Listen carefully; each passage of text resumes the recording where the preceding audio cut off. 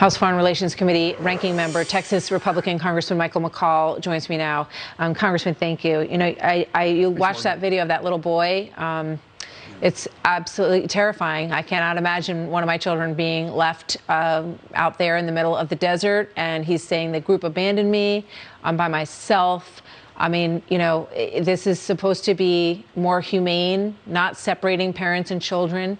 And I don't know how you can look at that and feel that that's been accomplished at this point. Yeah, Martha, I mean, you're a mother, I'm a father. It's heartbreaking. And we've seen this movie before in 2014, 2019. We're seeing it again now. They have not made conditions more humane. They have created a humanitarian crisis.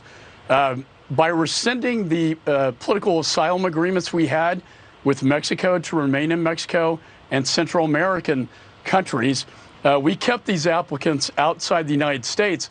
The reversal of that policy under the Trump administration, with Biden reversing these policies, he has created a boondoggle for the traffickers where they exploit these children. They separate them from their parents in Central America and take them up this very dangerous journey.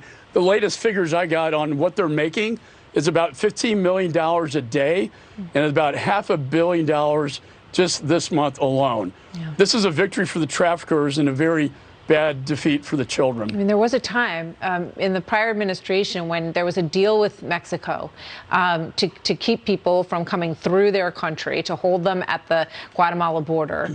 And it prevented some of this very dangerous travel. And everybody wants, you know, people to be able to find their way here if they have legitimate asylum claims. There is a way to do that legally, and that would be to come through the checkpoints. And people have done that over the course of generations. But you look at this child, and it just tears at your heart.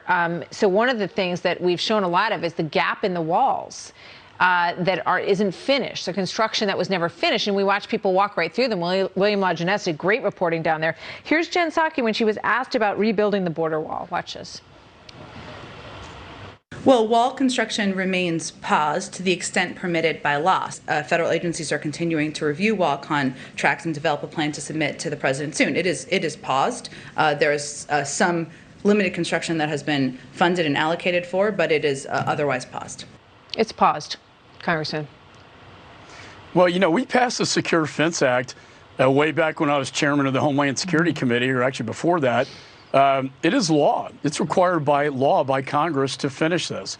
And you know what? It's been working. And the sad fact is, when you look at that little boy, this whole thing could have been stopped but for the stroke of a pen on Inauguration Day by President Biden, rescinding these policies that actually worked, that had things under control. You have to ask yourself the question, what's happened in the last 2 months that has sent a signal to the traffickers that the green light is on and you can come in and do business?